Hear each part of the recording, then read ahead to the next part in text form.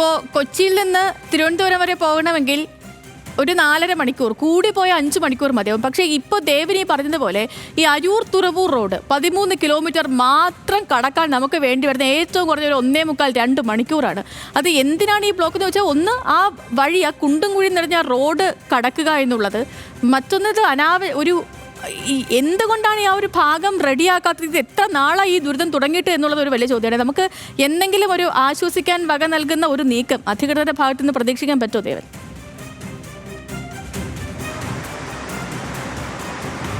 ഇത് 2023 അരൂർ തുറവൂർ ഉയരപ്പാതയുടെ നിർമ്മാണം ആരംഭിക്കുന്നത്. അന്ന് മുതൽ ഈ ഒരു മേഖലയിൽ, ഈ ഒരു 13 കിലോമീറ്റർ മേഖലയിൽ തുടങ്ങിയ ഗതാഗത കുരുക്കിന് ഒരിക്കലും ഒരു ശമനം കാണാൻ ഇതുവരെയും അധികൃതർക്ക് കഴിഞ്ഞിട്ടില്ല എന്നുള്ളതാണ് ഏറ്റവും ദുഃഖകരമായിട്ടുള്ള ഒരു കാര്യമെന്ന് പറയുന്നത്. കാരണം യാതൊരുവിധ ബദൽ സംവിധാനങ്ങളും ഒരുക്കാതെയുള്ളൊരു നിർമ്മാണത്തിൻ്റെ ആരംഭമാണ് ഇവിടെ ശരിക്കും നടന്നിട്ടുള്ളത്. കാരണം ഇത്രയും വലിയൊരു പദ്ധതി നടപ്പാക്കുന്നു, അതും ദേശീയപാതയിൽ തന്നെ ഇത്രയും വലിയ ഗർഡറുകൾ സ്ഥാപിച്ചുകൊണ്ട് ഒരു ഉയരപ്പാത നിർമ്മാണം, രാജ്യത്ത് തന്നെ ഏറ്റവും നീളം കൂടി ഉയരപ്പാതയുടെ നിർമ്മാണം നടക്കുന്നു. അത്രയും വലിയ ബൃഹത്തായ ഒരു പദ്ധതി ആരംഭിക്കുമ്പോൾ അതിന് മതിയായ പശ്ചാത്തല സൗകര്യങ്ങൾ, ബദൽ സംവിധാനങ്ങൾ ഒരുക്കിക്കൊണ്ട് വേണം ഇത്തരമൊരു പദ്ധതിയിലേക്ക് കടക്കാനെന്ന ഒരു സാമാന്യ പ്രവൃത്തി പോലും ഈ ഒരു കരാർ കമ്പനിയുടെ ഭാഗത്തു നിന്നും ഉണ്ടായില്ല. അത് തന്നെയാണ് ഈ മേഖലയിൽ ഇപ്പോൾ ഈ 2 വർഷമായി തുടരുന്ന രൂക്ഷമായിട്ടുള്ള ഒരു ഗതാഗത കുരുക്കിന് കാരണമായി തന്നെ വരുന്നത്.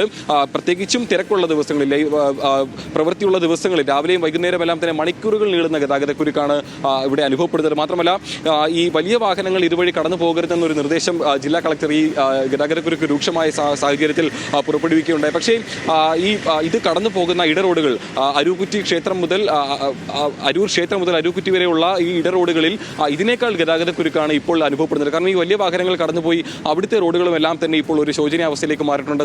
അവിടെയും ഇത്തരത്തിൽ റോഡുകളുടെ ഒരു ഈ കുണ്ടും കുഴിയുമൊക്കെ ആയതോടുകൂടി തന്നെ അവിടെയും ഇപ്പോൾ ഒരു രൂക്ഷമായ ഗതാഗത കുരുക്ക്. അതുകൊണ്ട് തന്നെ ഈ വലിയ വാഹനങ്ങളും ഇപ്പോൾ ഈ പ്രധാന ദേശീയപാതയിൽ തന്നെയാണ് ഇപ്പോഴും ആശ്രയിക്കുന്നത്. അതുണ്ടാക്കുന്ന ഗതാഗത കുരുക്ക് ഒരു വശത്ത്, ഒപ്പം ഈ മഴ കൂടി വന്നിരിക്കുന്ന ഒരു സാഹചര്യത്തിൽ ഈ റോഡിലെ കുഴികളെല്ലാം തന്നെ ഇപ്പോൾ വെള്ളം കൊണ്ട് നിറഞ്ഞിരിക്കുകയാണ്. അതുകൊണ്ട് തന്നെ ഇതിൽ ഏതാ കുഴി ഏതാണ് റോഡ് എന്നുള്ള കാര്യത്തിൽ ഇപ്പോഴും ഒരു വ്യക്തത വന്നിട്ടില്ല. മാത്രമല്ല അപകടങ്ങളുടെ കാര്യം കൂടി ഒന്ന് പറഞ്ഞു പോകേണ്ടതുണ്ട്. കാരണം 2 വർഷത്തിനിടയിൽ 43 മരണങ്ങളാണ് ഈ ഒരു 13 കിലോമീറ്റർ ചുറ്റളവിൽ മാത്രം സംഭവിച്ചിരിക്കുന്നത്. പ്രത്യേകിച്ചും അരൂർ പോലീസ് സ്റ്റേഷൻ പരിധിയിൽ മാത്രം കഴിഞ്ഞ വർഷം 24 മരണങ്ങൾ, ഈ അപകട മരണങ്ങൾ സംഭവിച്ചു എന്ന് പറയുമ്പോൾ തന്നെ ഇതിന്റെ ഒരു നമുക്ക് അടുത്ത മണിക്കൂറിൽ ഇതിലേക്ക് വളരെ വിശദമായി തന്നെ എത്താം. കാരണം നമ്മുടെ റോഡുകളുടെ ശോച്യാവസ്ഥയാണ്. നമ്മൾ ദേശീയപാത 544 അരൂർ തുറവൂർ റോഡിലേക്ക് അവസ്ഥയാണ് കണ്ടത്. ഇതിനൊക്കെ എന്തെങ്കിലും ഒരു ശാപമോക്ഷമൊക്കെ, പണികളൊക്കെ രണ്ടിടത്തും തകൃതിയായി നടക്കുന്നുണ്ട്. പക്ഷേ ഈ പണികളൊന്നും എങ്ങും എത്തുന്നില്ല, അതൊന്നും പൂർത്തിയാക്കുന്നില്ല, ജനങ്ങളുടെ ദുരിതത്തിനൊരു അയവും ഉണ്ടാകുന്നില്ല എന്നുള്ളതാണ് യാഥാർത്ഥ്യം.